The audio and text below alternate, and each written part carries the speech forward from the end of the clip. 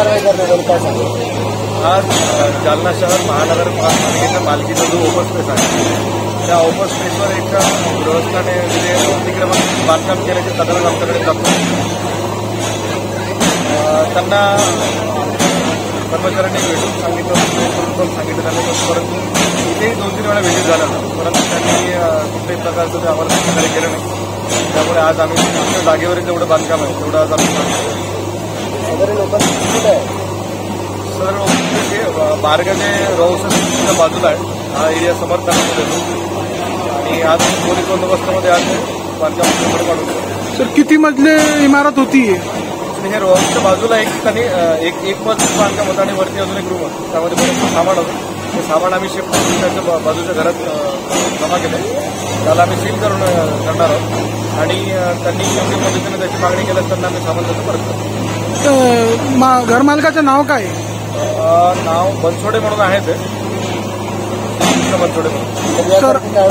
पुढे पण सुरू राहणार. हो, आपल्या माध्यमातून शहरातील नागरिकांना आमचं एवढंच आव्हान राहील की कुठल्याही प्रकारे महानगरपालिकेच्या मालकीच्या ज्या जागा आहेत त्यांच्यावरती अतिक्रमण करू नये, अन्यथा आम्हाला कारवाई करावी. काय नाव आणि पद सर आपला? काय नाव आणि पद? ही मालमत्ता अधीक्षक आहे, जालना शहराची मालमत्ता जी आहे त्या आमच्याकडे अतिक्रमण विभाग प्रमुख आहेत आमच्या.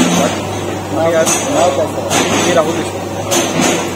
आज समर्थनगर येथील बारगाजे रोडच्या नगर ओपन स्पेसवरती कृष्ण बनसोडे यांनी अतिक्रमण करून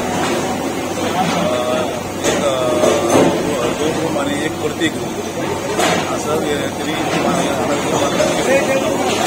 या संदर्भामध्ये येथील सदर एरियाच्या महिला यांनी आणि नागरिकांनी आमच्याकडे तक्रार केली मालमत्ता विभागांना.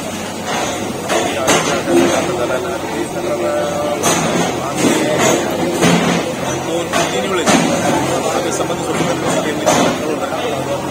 हे अतिक्रमण काढून घ्या, पण त्यांनी कुठल्याही प्रकारचं सहकार्य न केल्यामुळं आज रोजी सदर ठिकाणचं उपबंदोबस्त झाल्यामुळे पोलीस बंदोबस्तामध्ये काढण्यात आले. काय नाव आपलं? पंडित पवार.